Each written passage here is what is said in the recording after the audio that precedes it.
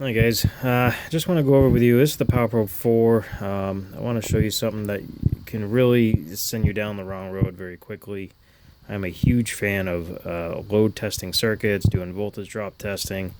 I have found some crazy problems just doing simple circuit tests like that.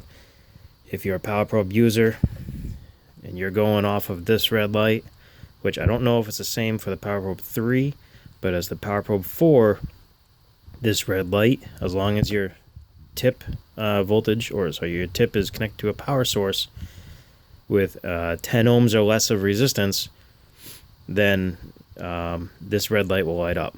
And according to that, okay, right now it's saying that we have a good power feed, and that's just connected straight to the battery. Okay. I'm going to show you very shortly that that is incorrect, and it can lead you down the wrong path. So this Power Probe 4, I'm actually modifying, adding some load resistors and making it a load tester. Very simple. So what I'm going to do, so right here I have a 6 ohm resistor. This is roughly about 2 amps load. Okay, this is going to be our load that we're using. Okay, so whether this was some sort of heater, maybe O2 heater, or you can have any amperage load here. I mean, this only goes up to 8 amps or so. 10 amps eventually trips the circuit breaker, but imagine this being your load. Whatever load is in the vehicle or that's supposed to be on that circuit, this is going to be it. Okay, so this particular resistor is a 6 ohm resistor. It's about 2 amps. This resistor here that our power feed is going through, okay, this is actually a 10 ohm resistor. Obviously, 10 ohms or less, this light lights up. I'm going to show you something. So, I have ground coming through this resistor. I have ground on this side. And right now, I have ground. Ground is coming all the way through and coming up to the power probe. Okay. And when I actually press this switch down, okay, which normally is applying ground, okay, that's how these work. Ground, apply ground to the tip. You press up on the switch, you apply power to the tip. I'm not using it that way. Right now, I'm actually using this switch to close the circuit between the tip and this resistor. Okay?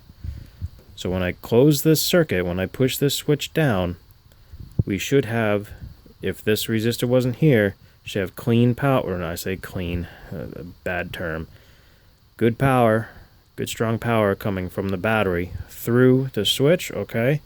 Coming down all the way through here, and we should have power going right to here, okay? Ground, power, our load. We should not have a voltage drop at all, okay?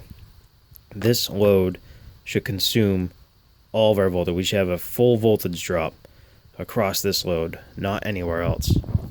Here's where I'm going to show you 10 ohms of resistance. Light lights up. Apparently it's a good circuit. It's not. This is simulating a maybe corroded wire, bad connection, just overall resistance in a circuit. It's not able to handle a load, okay? So it's at 12 volts now.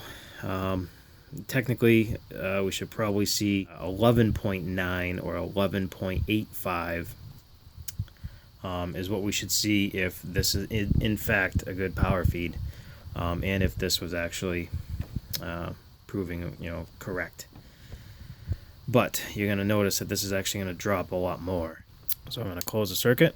You see we have 4.55 volts. Okay, what that is telling us right there, that is not our voltage drop, but you can take that, subtract it, okay, from our resting voltage of 12 volts, and we're going to get roughly 7.5 volt drop, okay? That means we have only 4.5 volts running from this side of that resistor all the way through to here. So we have 4.5 volts on this side of the resistor. We should have close to 12. We have roughly a 7.5 volt drop across this 10 ohm resistor. Alright, release it. Apparently that's a good circuit because this light is telling you so, but it's not. Load testing is the best way to figure stuff out. If you're going by this red light, okay, it's not gonna give you accurate results.